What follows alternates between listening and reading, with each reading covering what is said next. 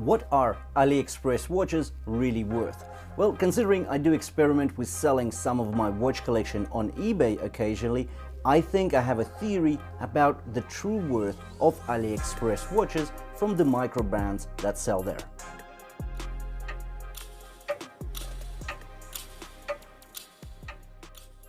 With all due respect, value is a very subjective notion. We know that. But generally, there are two types of value, the intrinsic value as well as the market value.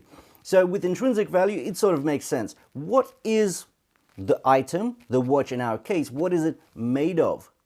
So for example, it's got an automatic movement, the NH35, fine, it costs around $20 to $25. If we look at the value watches ranging from the $50 to $70, well, that's like what, a third of the watch is just the cost of the movement. Okay, we get stainless steel, we get sapphire crystal, we can count up the material costs plus add on maybe some labor costs, and voila, not much marketing, because seriously, it's only an AliExpress. I haven't seen many really good distributing channels with these brands on AliExpress. So it's basically the materials, cost of labor, pretty much that's it. That's the intrinsic value coming up to a certain amount.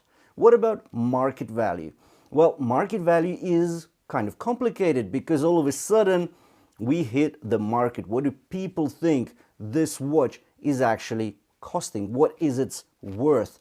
And here we get to this notion of perception is reality.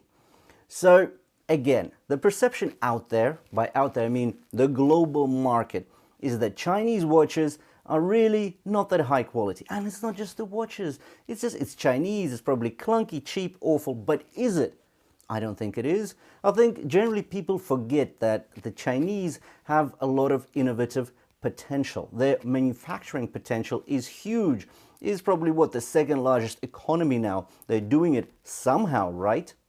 If we look, for example, at DJI, we look at Feiyutech, so the drone and gimbal industry. These two companies are driving the changes worldwide. And that sort of notion of a perception of cheap quality doesn't apply to them. Everybody thinks, wow, that's the best thing that ever happened. So why is it that the perception around Chinese watches is not up there? What is going on? I think there are three major factors holding back the Chinese watch micro brands, well, especially the ones that sell on AliExpress. Let's start with the first one, and that is servicing. Now, have you ever tried to actually use your warranty card that you got with your watch? Because we do get warranty cards for like 2 years, 5 years. But if you've actually ever tried using that, it is not a very pleasant experience, to say the least. It's like pulling teeth without anesthetics. It is not a pleasant endeavor. Of course, there are exceptions, but they are very few in between. Usually, not good. So, Chinese micro brands selling watches and manufacturing watches, please improve your servicing and do back up your warranties. That will help. Another factor is distributing channels. Like, how difficult is it to actually partner up or collaborate with some US, European, British retailers and get your watches out there so the wide masses will start to know of the San Martin quality, for example, the Seastern quality or the Suggest quality. Those watches are insanely good. Get out there. It's not that difficult. All you need to do is do something, and yeah, the watches potentially might actually increase in value. So for us watch enthusiasts, it's not the best thing that will ever happen, but still, at least the watches on our hands will have more perceived value because more people will know about them. And the third factor is a stigma, but this is huge, and this is the quality perception. Like, even if we think about DJI, the drone manufacturer, or we think about the gimbal manufacturer Feiyutech, they've applied the factors we discussed above: servicing and of course distributing channels. So nobody questions their quality. Why is the watches industry questioned all the time? Well, again, servicing, distributing channels. Just recently, I've actually performed a head-to-head comparison of the Spect and Sony PRX Homage versus a Casio PRX Homage.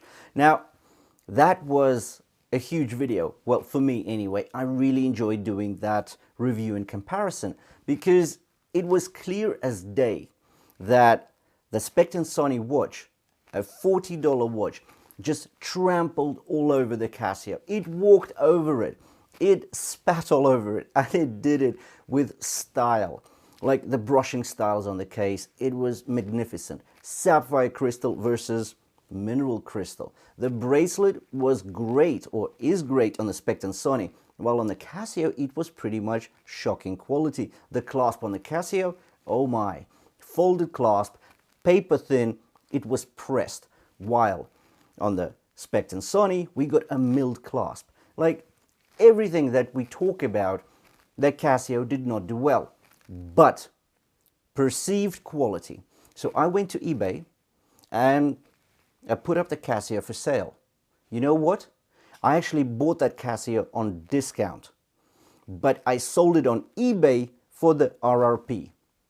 Insane. Insane. Why? Because people just want stuff with perceived good quality. Then for the Spect and Sony, I've put it up on 3 auctions now, on 3. And I think the maximum views I got over 7 days with a starting price of $10 or £10 because I'm in UK, 12 views. That's all I got. Nobody knows about Spect and Sony. Okay, it's a relatively new company. It's only been around, I think, since 2021. But still, something that is really good can't sell. Nobody trusts it, nobody knows it. So again, we go back to this theory of perceived value. The watch brands need to get out there and need to offer the service behind it, and they need to be out there again for people to see them.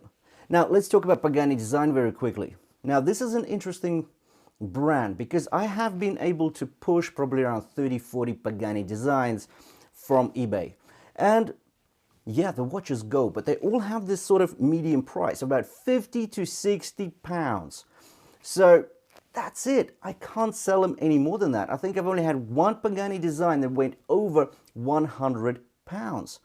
And again, that was quite an expensive watch. So when it comes down to AliExpress, I would not buy a Pagani design more than $100. I would not. Because I know that even though I like that watch so much, I will not be able to sell it. Now, as we discussed, value is perceived, it's subjective, we're biased. If we really like the watch, we want to hold it, doesn't matter if we can sell it. Well, yes and no. Considering this channel is focused on value, I want to know that at any time I do want to get rid of my collection, I'll be able to just let it go in the market and get my money back. Well, at least 80 to 90% of it. But with watches that, cost quite a bit, will you be able to sell them? As I found with Paganis, no. So it doesn't mean you have to forego a good opportunity. You can either wait for the sales, or you can do what I do. Have patience. Because have you noticed with Pagani designs, Addis dives, steel dives, and Cadisons, you get a new model, it's coming out, it's like priced $150. Wait for 2 to 3 months. It will be down to 70, 80, sometimes as low as 50. And that is the real value. I don't know how it works, but the people on eBay, they know how much a watch should cost. But again, this perceived value. And it's always around the same level for the Paganis, Cadisons, Addis dives, and so forth. If we talk about the more elite micro brands, such as Saint Martin, Cistern, Sagesse. If we think about the intrinsic value again, yeah, they usually have the same movements as the cheaper watches, the NH35 for example. Correct? Correct. Maybe slightly better refinement, yes, but they still offer you the sapphire crystals, sometimes box sapphire crystal, though very rare. The complications are usually very similar, but it's all about the refinement. So you're actually paying that little bit extra for that extra quality control. Fine. But then if you try to sell it to the people on eBay, which is basically still a market, And I know that the US is a much bigger market. UK is smaller, but still 60 million population, that's quite a large sample size.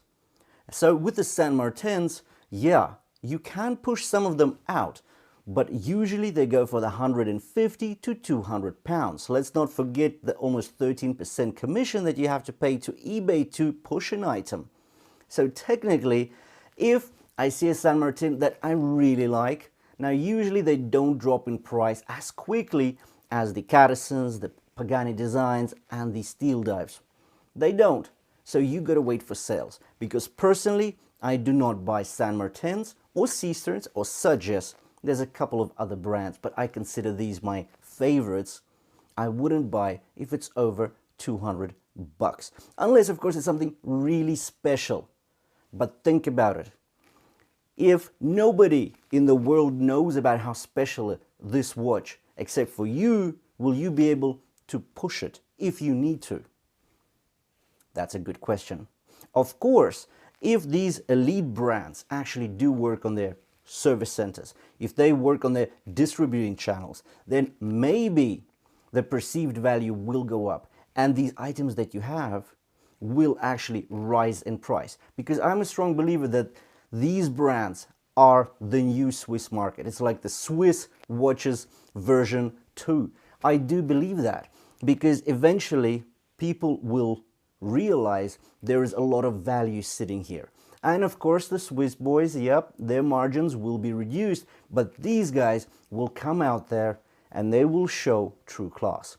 Anyways, thank you for watching this video about my thoughts on what AliExpress watches are really worth. Thanks for watching, and I'll see you in the next one.